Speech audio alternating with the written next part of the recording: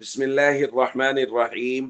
عن أبي هريرة رضي الله تعالى عنه قال قال رسول الله صلى الله تعالى عليه وسلم: طيب الرجال ما ظهر ريحه وخفي لونه، وطيب النساء ما ظهر لونه وخفي ريحه.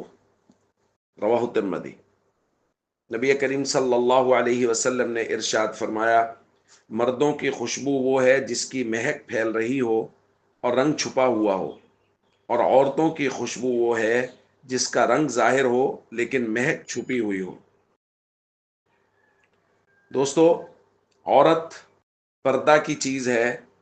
عورت کا کوئی بھی ایسا کام کرنا جس سے لوگ اس کی طرف متوجہ ہوں، یہ درست نہیں ہے، شریعت کی نظر میں پسندیدہ نہیں ہے۔ اسی لیے نبی کریم صلی اللہ علیہ وسلم نے ایک دوسری روایت میں ارشاد فرمایا، کل عین زانیہ، ہر آنکھ زناکار ہے، اور فرمایا والمرأة اذا استعطرت فمرت بالمجلس فہی کذا وکذا یعنی زانیہ، کہ عورت جب خوشبو لگا کر مجلس کے پاس سے گزرے تو وہ بھی ایسی ایسی ہے، یعنی وہ بھی زانیہ ہے۔ آپ دیکھیے کس قدر سخت وعید ہے عورت کے لیے کہ وہ خوشبو لگا کر اس طرح بازار میں جائے، مجلس میں نکلے جہاں غیر محرم مرد موجود ہوں۔ تو اس لیے عورت کو ایسی خوشبو لگانا جس سے مہک بہت زیادہ پھوٹ رہی ہو، وہ صرف گھر میں شوہر کے لیے جائز ہے۔ اس کے علاوہ بازار میں جاتے ہوئے، کسی اور جگہ جاتے ہوئے مہک والی خوشبو لگانا جس سے مہک بہت زیادہ پھوٹ رہی ہو، لوگ اس خوشبو کی طرف متوجہ ہوں، عورتوں کے لیے ایسا کرنا قطعاً جائز نہیں ہے۔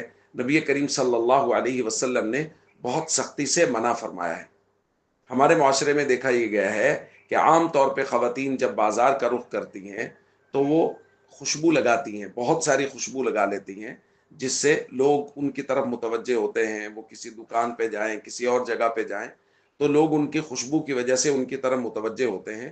یاد رکھیے، یہ بات شریعت کی نظر میں انتہائی ناپسندیدہ ہے، اور نبی کریم صلی اللہ علیہ وسلم نے بہت شدت کے ساتھ اس سے منع فرمایا ہے۔ السلام علیکم ورحمۃ اللہ وبرکاتہ۔